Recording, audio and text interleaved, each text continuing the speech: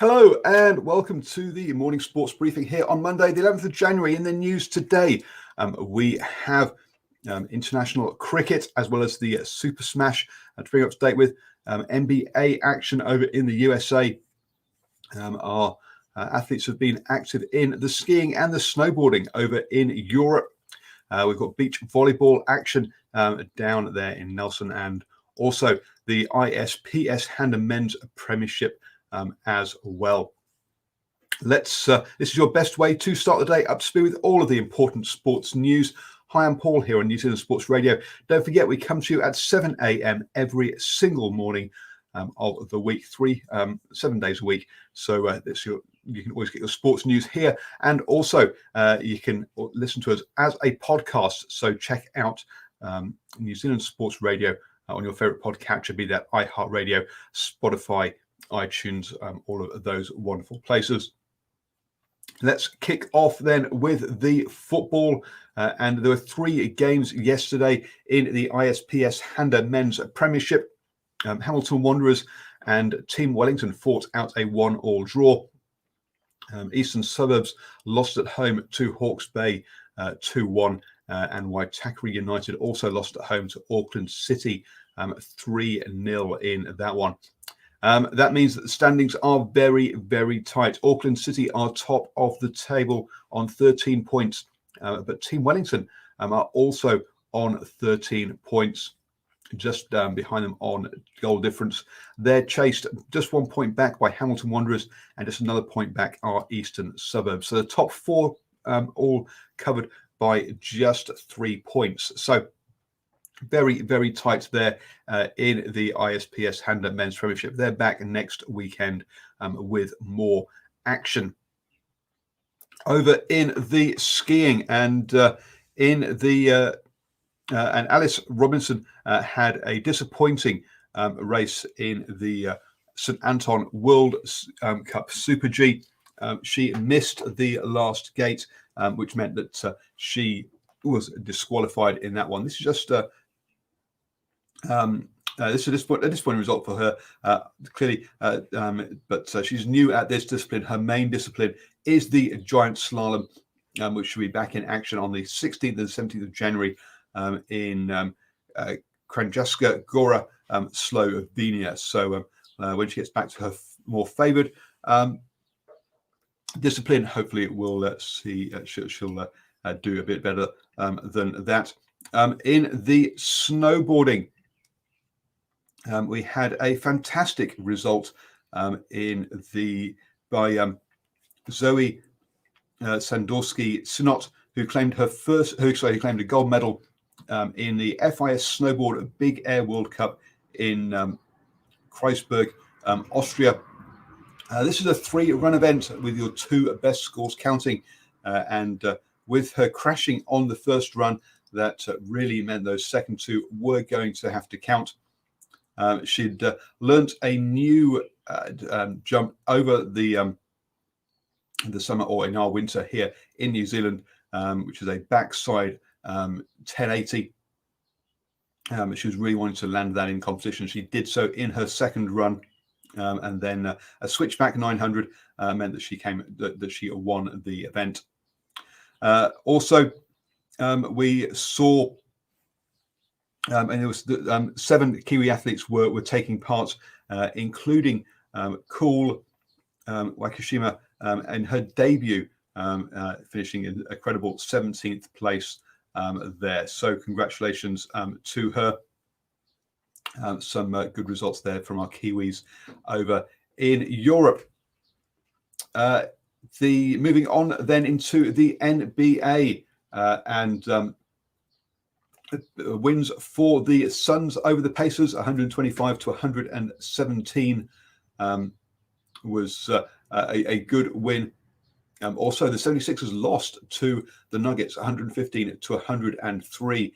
That really does tie up the top of the tables in both of the conferences. In the Eastern Conference now, the 76ers and the Celtics are both on 7 wins and 3 losses at the top there, with 3 teams chasing them on 6 wins. Over in the Western Conference now, the Suns and the Lakers are both on 7 wins and 3 losses as well, with the Clippers just 1 game behind them. The Pelicans currently are 4-5, just 4 wins and 5 losses. They will be back in action tomorrow, actually Tuesday at 2:30 New Zealand time, taking on the Mavericks. So you get to catch Steve Adams in that one. There was the final day of the Nelson Super Slam in the New Zealand beach volleyball series, and in the semi-finals, Tilly and Pooley beat Hannah and Van Oort by in straight sets, winning 21-17, 21-10. Zimmerman McDonald beat Moshe Lindsay Brown, also in straight sets in that one, 20 which way around? 21 10 in straight sets. Sorry, make sure I'm not sure I've got the correct scorings there, so sorry about that, but they both went through in straight sets, meaning that the first and second seeds met in the final. Their cracking final in this one with Zimmerman and McDonald taking the first set 15-21, but Tilly and Pooley fought back to win the second set 22-20 and the third set 15-9 to win the tournament. So congratulations to Tilly and Pooley, two ladies that I saw practicing on Waihi Beach last week. Yes, their practice over the festive period has meant they've won the first event of the New Zealand Beach Tour, sponsored by GJ Gardner. So congratulations to them. Over in the men's event, and again, both the semi-finals were won in straight sets. Watson and Timmer beating Arnold and Hulson, just like they did in the opening round. The double elimination formats giving every team 2 chances to get through. Hartles and Nicklin beat Placid Celine Thomas as well. So again, the first and second seeds are making it into the final.